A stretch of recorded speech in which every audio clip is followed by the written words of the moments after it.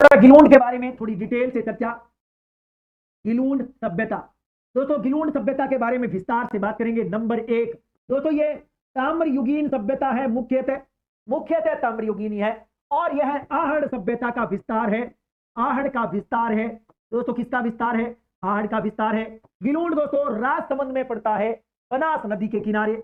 बनास नदी के किनारे कहां पर पड़ता है दोस्तों? राजसमंद में। वेरी इंपॉर्टेंट है, राजसमंद में। यह है आपका गिलोंड सभ्यता। दोस्तों एक तकड़ी बात मुझे याद आई है, वो मैं आपको बताना चाहता हूं। यहां पर दो टीले थे, दो टीले हैं गिलोंड में जिन पर उत्खनन का काम हुआ। उन टीलों को संयुक्त रूप से मोडिया मंगरी के नाम से जाना जाता है। दोस्तों दो टीले, मैं लिख देता हूं, दो टीले जिन पर उत्खनन हुआ, जिन पर क्या हुआ? उत्खनन हुआ, उत्खनन कार्य किया गया। दोस्तों इन दोनों टीलों को संयुक्त रूप से स्थानीय भाषा में मोडिया मगरी कहते हैं। लिख देता हूं, मोडिया मगरी। क्वेश्चन बन सकता है कि राजस्थान के अंदर वह कौन सी सभ्यता है जिसके उत्खनन स्थल को, अर्थात उत्खनन स्थल वाले जो टीले हैं उनको मोडिया मगरी के नाम से जाना जाता है। दोस्तों ये है गिलोंड सभ्यता। बहुत इंपॉर्टेंट क्वेश्चन है। हाँ, तो ये बहुत अच्छा क्वेश्चन था। दोस्तों एक बात याद आ गई मुझे, आपकी 10वीं की किताब के अंदर एक तकड़ी बात है लिखी हुई, वो मैं आपको बताना चाहता हूं गिलोंड के बारे में मेरे पास। दोस्तों इसमें गिलोंड सभ्यता को पेज नंबर 4 पर जब हम पढ़ते हैं तो उसमें बात लिखी हुई है 2 नंबर पॉइंट पर। राजसमंद जिले में स्थित गिलोंड कस्बे में बनास नदी के तट पर दो टीलों के उत्खनन से यह सभ्यता खोजी गई। आहड़ संस्कृति से जुड़ी हुई सभ्यता है, तो आहड़ सभ्यता का विस्तार है दोस्तों, जिसे बनास संस्कृति के नाम से पुकारा जाता है। दोस्तों गिलोंड सभ्यता के लिए एक बात लिखी है, इसे बनास संस्कृति के नाम से पुकारा जाता है।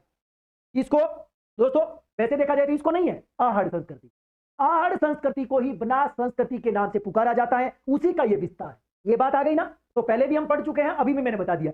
तो बनास संस्कृति किसका नाम है? आहड़ संस्कृति, याद रखें। ठीक है, तो इसका मतलब गिलोंड भी किसका विस्तार हो गया? आहड़ का विस्तार। अब आपके सामने क्वेश्चन बनता है कि इसका उत्खनन किसने किया? दोस्तों इसका उत्खनन का काम जो है ये किया है एक ऐसे व्यक्ति ने जिसको हम कालीबंगा से जोड़ सकते हैं, बीबी लाल।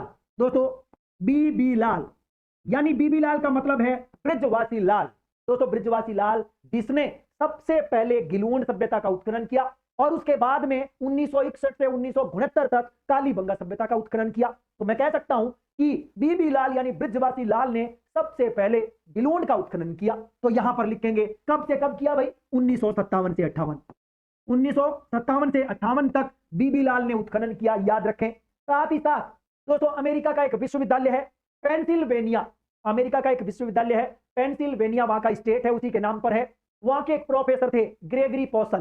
दोस्तों ग्रेगरी पोसल, उन्होंने भी, प्रोफेसर ग्रेगरी पोसल, पेंसिल्वेनिया, लिख देता हूं पेंसिल्वेनिया। दोस्तों पेंसिल्वेनिया विश्वविद्यालय के प्रोफेसर ग्रेगरी पोसल और बीबी लाल दोनों के नेत, बहुत ही गजब की दो बातें मेरे पास इसके बारे में है जो मैं आपको बता देना चाहता हूं। दोनों बातों में पहली नंबर 1 बात है मृदभांड।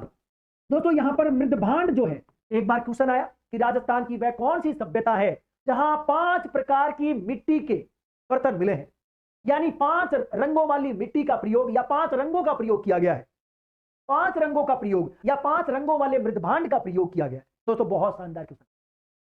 तो 5 है, 5 प्रकार की, 5 प्रकार के रंगों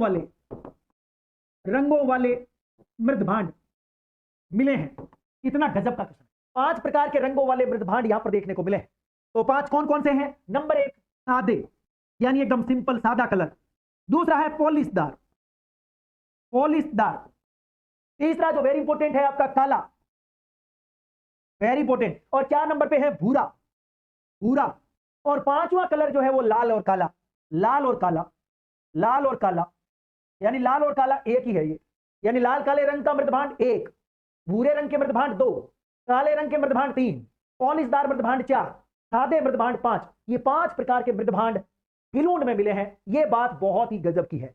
और एक तकड़ी बात और है, वो यह है कि यहां पर भवन का जो निर्माण है, भवन का निर्माण दोस्तों ऐसी ईंटों से हुआ है जिनको आग में तपाया गया है, यानी पक्की ईंटों का प्रयोग।